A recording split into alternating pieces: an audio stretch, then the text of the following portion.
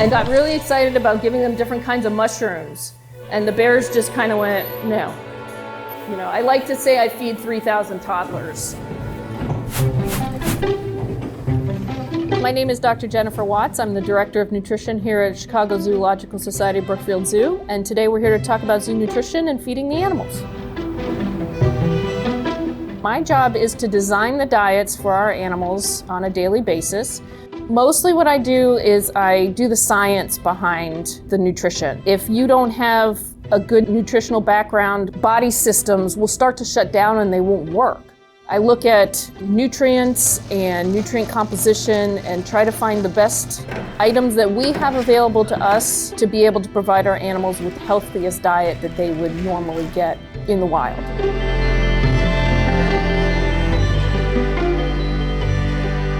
It's about conservation, and having healthy, happy animals is really key to that.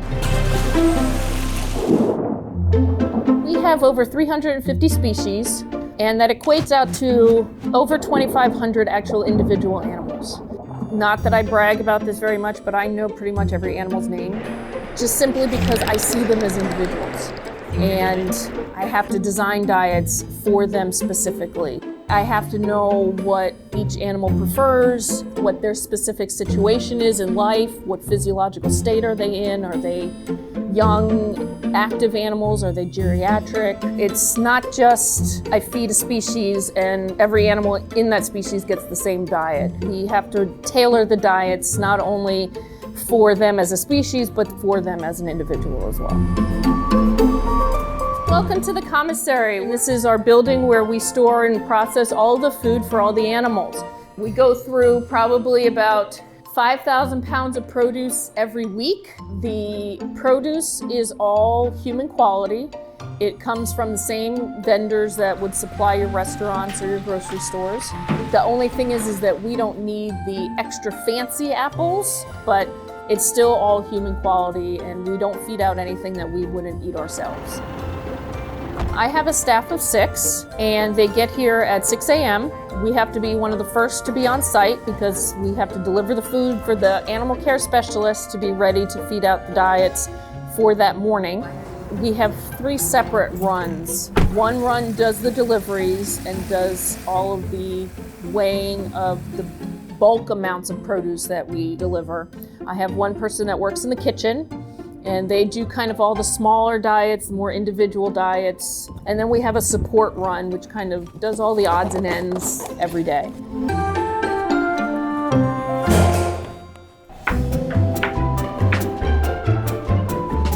Today I'm going to be prepping our diet for our Binturong Sandy.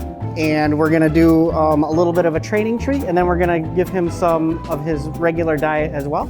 When we prepare their diets, we go based off of our diet sheets. These are all diets that are approved by our nutritionist here at the zoo.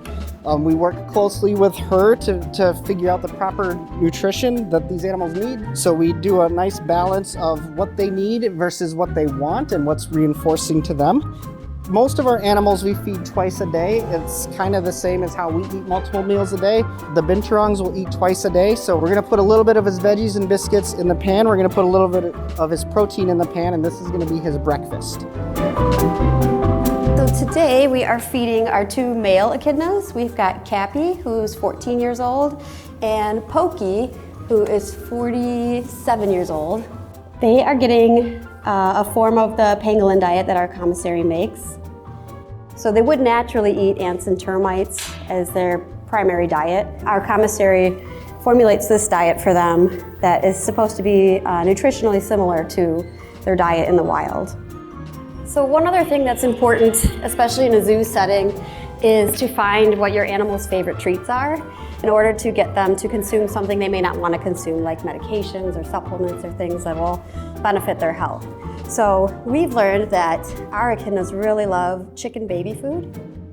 So that's the treat that we will go to if for some reason they need a medication or supplement. Nutrition is extremely important because good nutrition is good health. So we want to make sure we do everything we can to preserve them and keep them alive for other generations to see and learn about.